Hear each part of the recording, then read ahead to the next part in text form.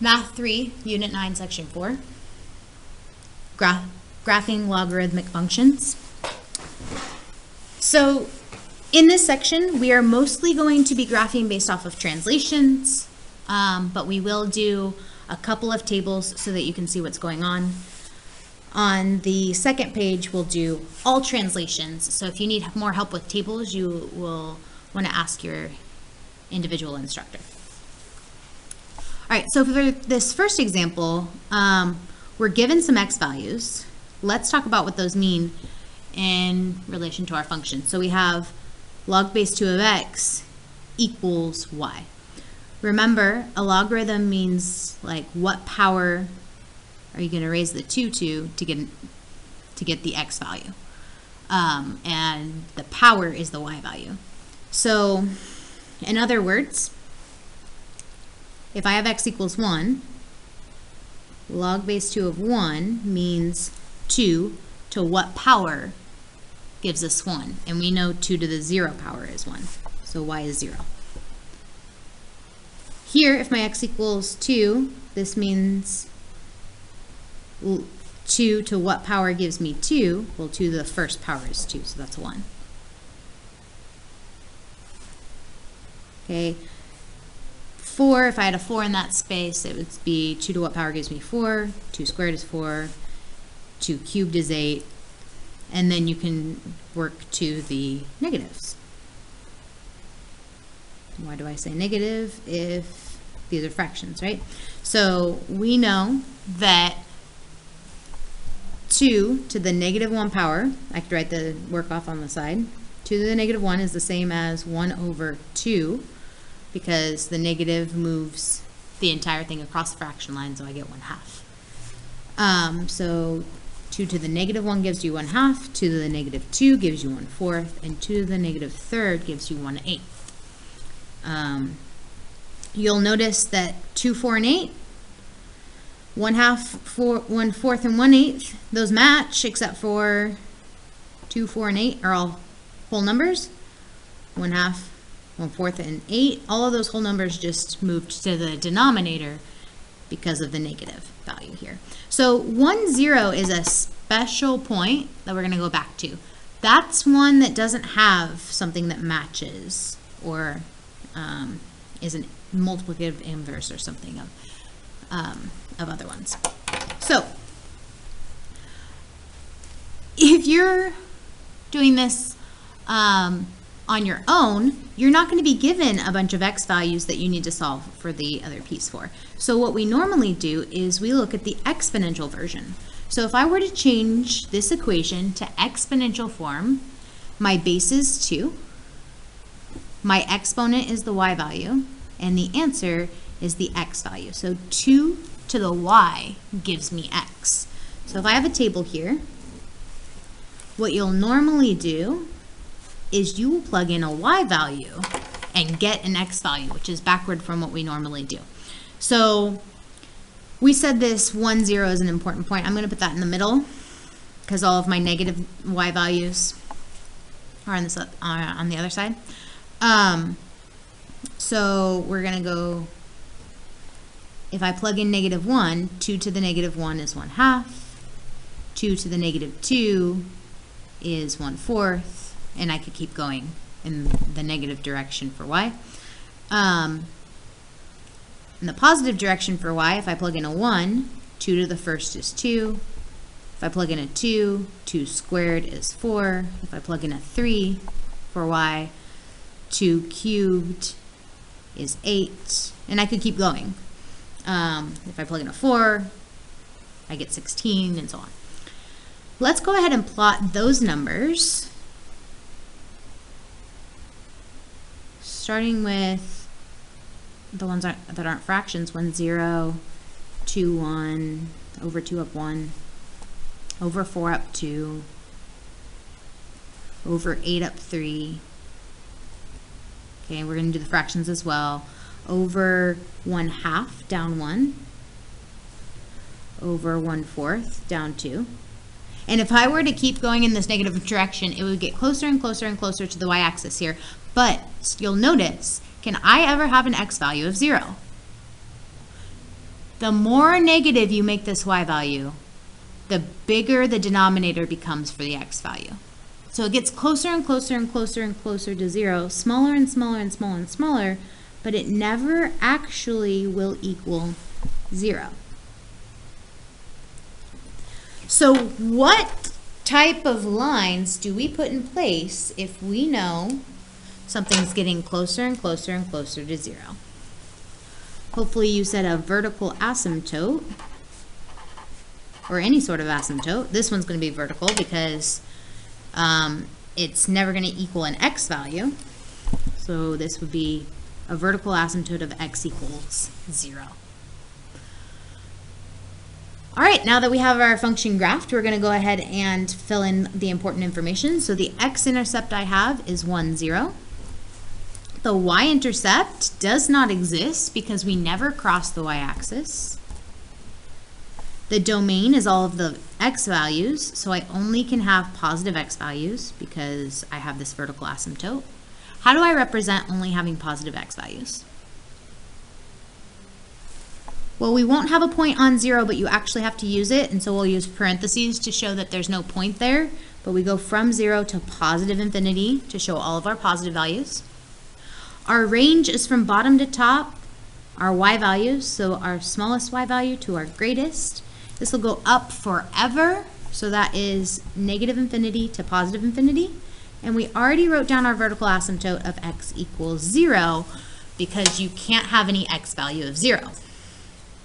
You also can't have any negative x value. 2 to what power gives you a negative number? Does not exist. So I don't have any negative x values, meaning this graph never crosses over the y-axis and then continues on the left-hand side. And it does not pick up again on the left-hand side either. All right, so something important to note. This is log base 2 of x. It is a parent function, but just like exponential functions, we can write our parent function a couple different ways.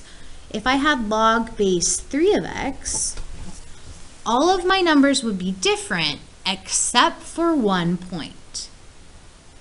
Which point would be exactly the same?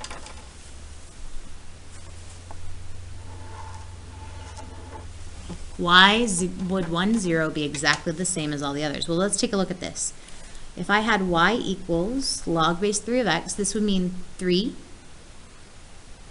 to the 0 power gives me 1. Is that a true statement? 3 to the 0 power equals 1. Yeah. On this problem right here, this was, my y value is 0. This was 2 to the 0 power equals 1. What about 10? 10 to the 0 power also equals 1. So no matter what, I have a parent point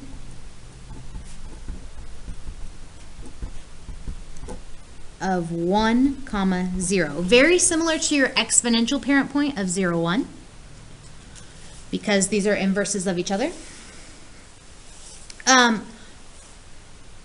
Is it possible that that point would be in another location? Yes, if we did translations with this parent point. If I then added something to the end or added something to the x value, something like that, then that would tell us to translate left or right, translate up or down.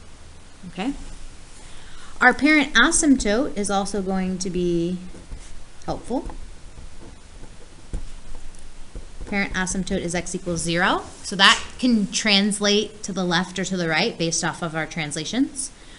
So these are important pieces to remember if you are graphing based off of translations. If you're graphing based off of tables, you are fine to just change to exponential form and plug in y values to find the values of your table. All right, let's move on to the next one. So this next example, we have the main parent part, which is log base 3 of x, but then what does the minus 2 do? What is this right here? You got to be very careful and remember that this x is all by itself. So if you have that minus 2 afterward, it is not affecting the x. It's affecting the whole logarithm and then moving it down 2. So yes, that takes my parent point of 0, 1 and moves it down 2. Okay, so this is the parent point. I'm gonna label that there. If my parent point goes down by 2, where does it end up?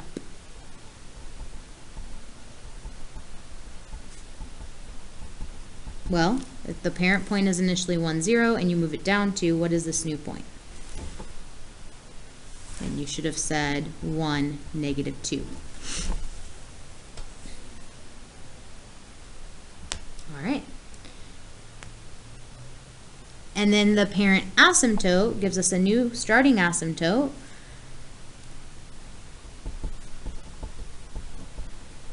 So if my original asymptote is x equals 0, which is this vertical line on the y-axis, if I move that down 2, does it change that line at all? This is an infinite line. No. So it's going to be in the same exact spot. So my starting asymptote is still x equals 0, and you can put that in your blank on the right-hand side if you'd like. So I know that the left-hand side is going to go closer and closer and closer to that asymptote, but I need to know what points we go through on the right-hand side. Okay, so there's a couple different ways we can solve that. You can solve the x-intercept. We know that we won't have a y-intercept on this problem because we don't cross the y-axis if there's an asymptote there. I'm going to show you two different ways. I'm going to show you solving for x-intercept, which means the y value equals 0.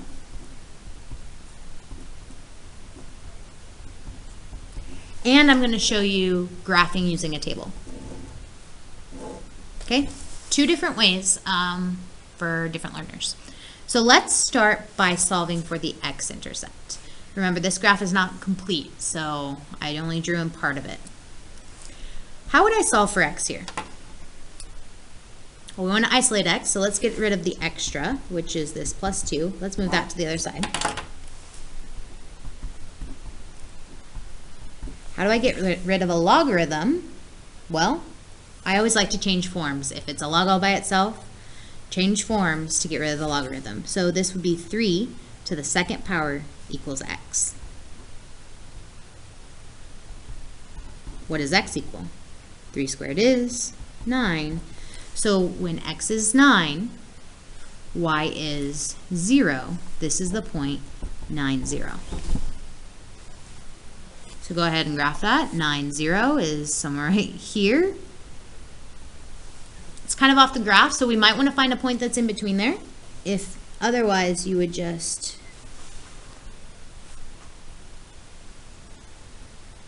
graph it as is. You are fine to graph it with those 2 points as long as you give your points that you solved for and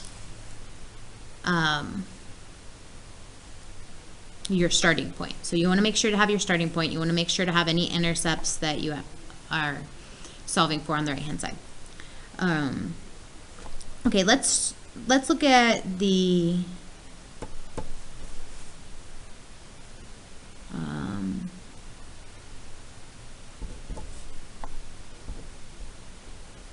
table. So let's talk about good values to plug in for x. So first of all, we already know some points. So let's use the values that we have. So we plug in a 1. If we use a 1 for x, that means log base 3 of 1 minus 2. Log base 3 of 1 means 3 to what power gives you 1? 3 to the 0 power is 1. So this is equal to 1, 0. 0 minus 2 is negative 2. We could do the same with another number. We're going to do it with a 9 as well because we know the x value of 9 works well. Log base 3 of 9 minus 2. What is log base 3 of 9? Well, 3 to what power gives you 9? 3 to the second power gives you 9, and then you subtract 2 from that and you get 0.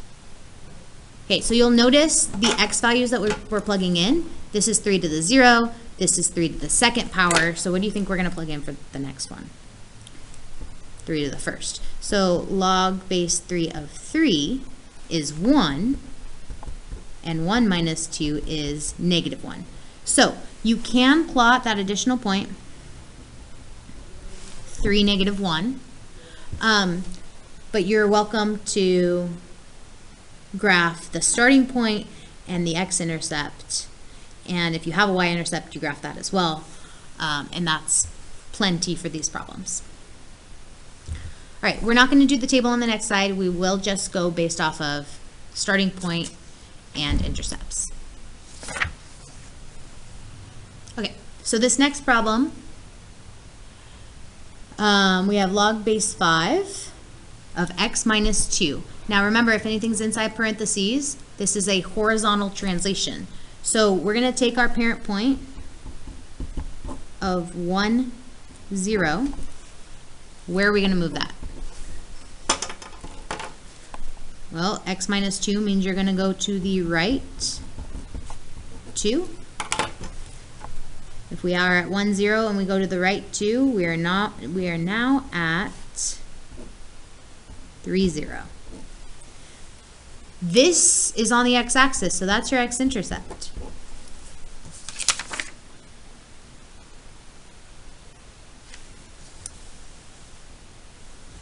What else do we need to do before we start? We did the parent point. You also need to do the asymptote. So your original asymptote is that x equals 0. If you move that to the right by 2, you are now here. What's the equation? X equals 2. So we move to the right 2.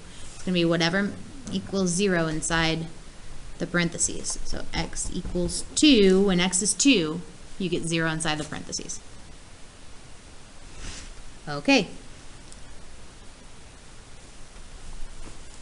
So, let's find another point. What is a good value to plug in for x? Well, we know that if we plug in a 3, 3 minus 2 is 1, 5 to the 0 power gives you 1. That's where that came from. So you might want to just list out some of your exponents. So 5 to the 0 power is 1. 5 to the first power gives you 5. So if I had log base 5 of 5, that would give me 1. So I want to make this inside here 5. So I have log base 5 of 7 minus 2 is going to give you 5. Then log base 5 of 5 is 5 to what power gives you 5? And that is 1. So you plug in a 7 and you get 1. So that point is 7, 1. All right, and so this left-hand side is going to get closer and closer and closer to the asymptote, and the right-hand side is going to go up and to the right. Your other option is to look at if it's just log base 5 of x, then you have log base 5 of 5. 5 to the first power is 5. And then you can shift that to the right by 2 and plot that point as well. All right, next we don't have a y-intercept again because we're not crossing the y-axis. Your domain is now shifted to the right more. So this would be from 2 to infinity. Your range is from bottom to top, which is negative infinity to positive infinity. And we have a new question here. Average rate of change on 3, 7. So when you see these values, these are x values. So from x equals 3 to x equals 7. You can make a table and plug in 3. 3 minus 2 is 1. 5 to what power gives you 1? Well, we know that's 0. So we plug in 3, we get 0. You can do the same with 7. So that would have helped us plot this point as well. We plugged in 7 and we got 1, so this point is 7, 1. We have 2 points. How do you find the average rate of change? y2 minus y1 over x2 minus x1. So 1 minus 0 over 7 minus 3. 1 minus 0 is 1, 7 minus 3 is 4, so your answer here is 1/4. All right. Let's do another one. So your parent point, I'm going to draw a line here so that our stuff doesn't run together. Your parent point is 1, 0. Let's see where we're going to move that to. We're going to move it, x plus 1 means move it to the left, 1. And this negative value is going to be really interesting. That is going to be a reflection. Does anyone remember if you have a negative out in front, which axis do you reflect over?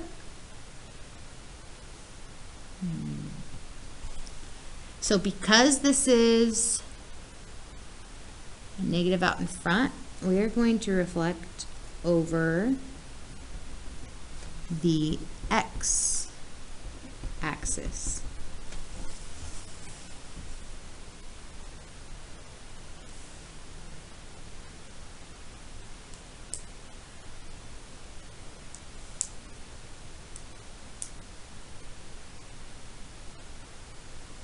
Okay, the reason for that is because you have a negative, it's going to be the opposite y value. So over the x-axis would be up or down. Okay, so left 1 from the parent point of 1, 0. So if I start at 1, 0 and go left 1, I plot a new point. That point is now 0, 0 as my starting point. Starting point is 0, 0. That's also the x-intercept. And look at that, we now have a y-intercept. Also the y-intercept. My vertical asymptote started at x equals 0, and it's also going to move to the left 1. So this new asymptote is x equals negative 1, which means this left, oh, I was going to draw it down to the left, but I forgot about our reflection. So if we reflect over x, that means up and to the left, and the right hand side is going to go down and to the right. Now we could have put some other values in there if it was a log of a base we knew, but this is base e, so you're going to get some decimal answers anyway, so you're just going to draw this in as going to the right.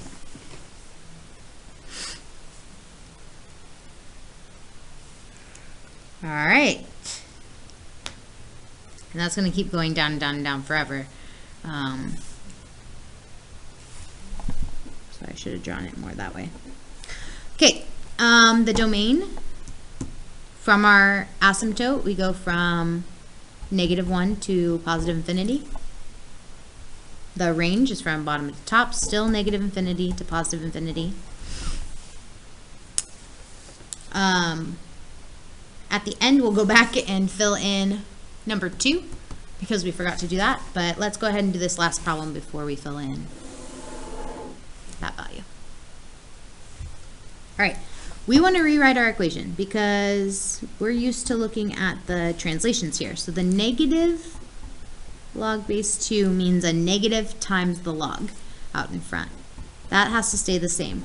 But this 3 out in front is a positive 3, and we're going to keep it on the same side of as the equal sign. So we're just going to rearrange things. So the negative log stays negative, the positive 3 stays positive. We're just moving them around.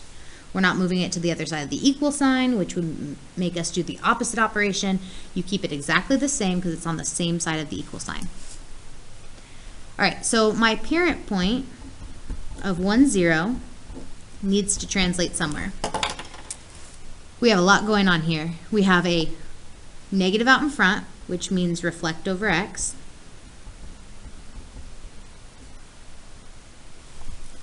We have a plus 2, x plus 2 means go to the left 2, and a plus 3 at the end means go up 3. So let's start at 1, 0 and see where that takes us. 1, 0, we're going to go left 2 and up 3.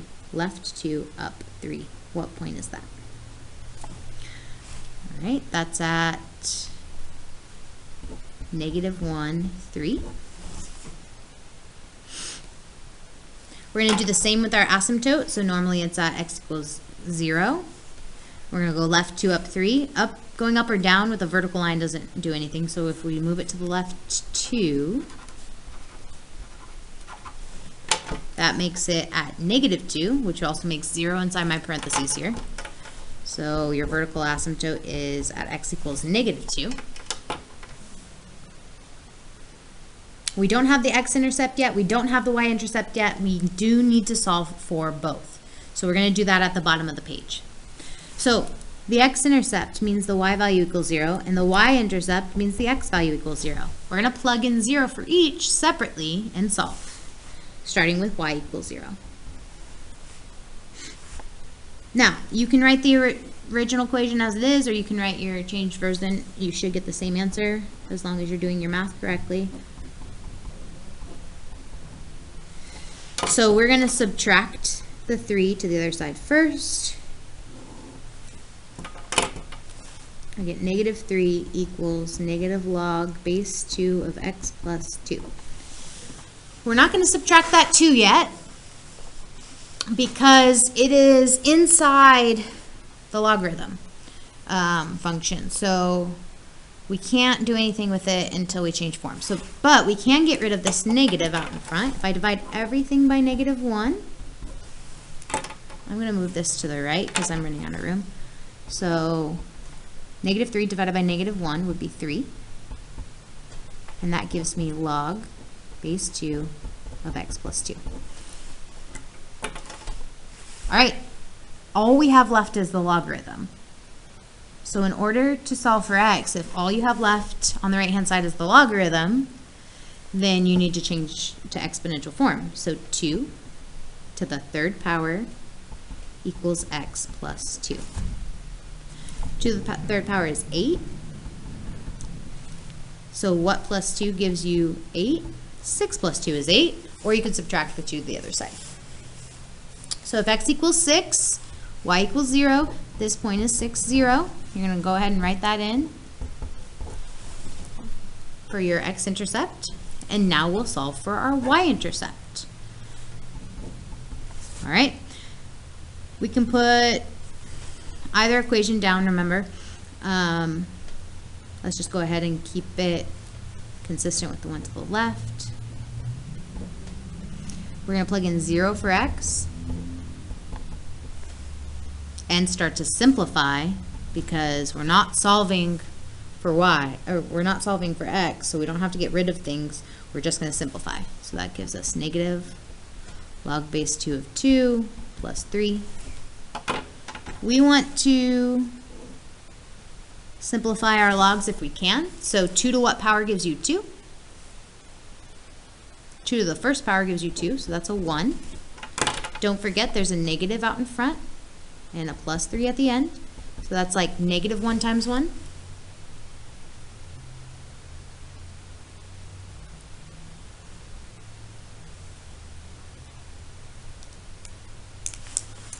And then negative 1 plus 3 is 2.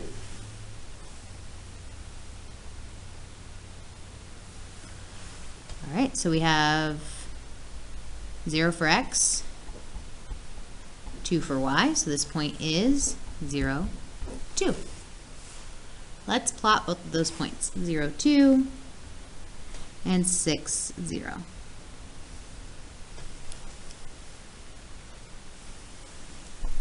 All right, closer to the asymptote.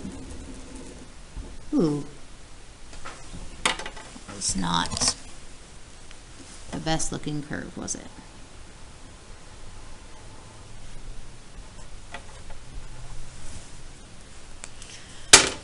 All right, we did our best.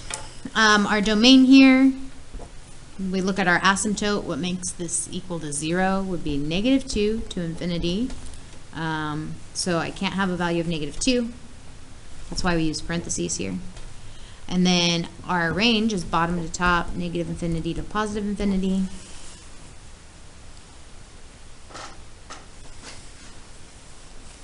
Now we're going to do average rate of change from x equals 2 to x equals 14, which means you have to plug in 2 for x and you have to plug in 14 for x and solve. So plugging in 2 for x. We're running out of room.